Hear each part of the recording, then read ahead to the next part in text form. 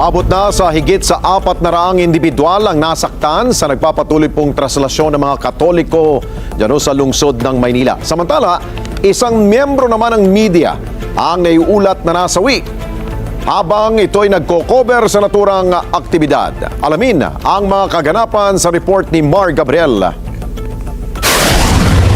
Personal na minomonitor ni Acting PNP Chief Lieutenant General Jose Melencio Nartates ang isinasagawang traslasyon sa Maynila sa PNP Command Center sa Campo Crame. Real-time niyang pinapanood ang sitwasyon sa tulong ng 28 mga bagong CCTV camera na ipinakalat nila sa iba't ibang lugar sa Maynila. Nagpapalitan din sa paglipad ang 18 mga drones ng PNP.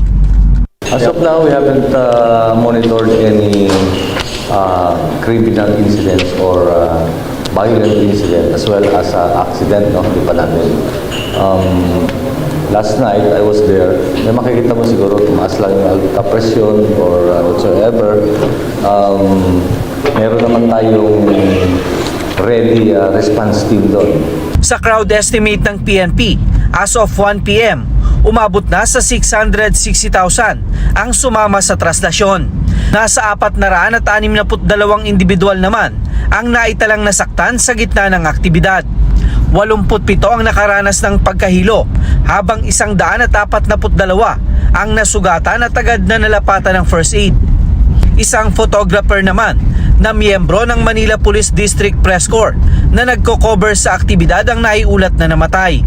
Base sa investigasyon, nagkulaps ang biktima bago pa man magsimula ang prosesyon kaninang alas 4 ng madaling araw.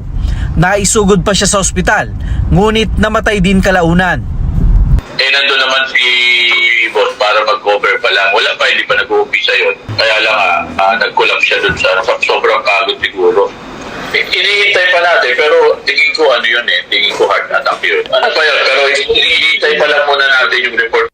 Ang Philippine National Police ay nakikisama sa pagdadalamhati sa pagkamatay ng ating kasamahan. Nasa 18,000 pulis ang ipinakalat sa buong Metro Manila para masiguro na matatapos ng mapayapa ang aktibidad.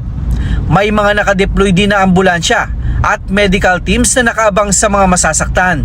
Nag-ano tayo sa ating mga kababayan na kailangan na huwag magtulakan, dapat wala yung mga bata, yung mga matatanda, huwag nang pupunta doon, lalo na nagtutulukan. Ganun talaga yung ating mga kababayan.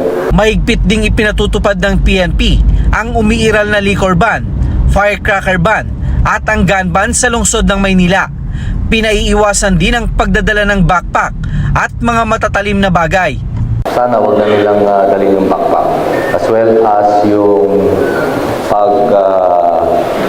malapit na gagamit ng payong. At katulad nun, sinabi ko yung may mga stick na yan at saka meron silang screamer, lagyan ng screamer. So pagsabihan natin.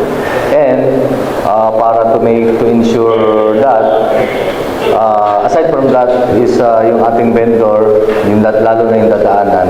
Mar Gabriel, para sa mata ng Agila, matatag, matapang, matapat.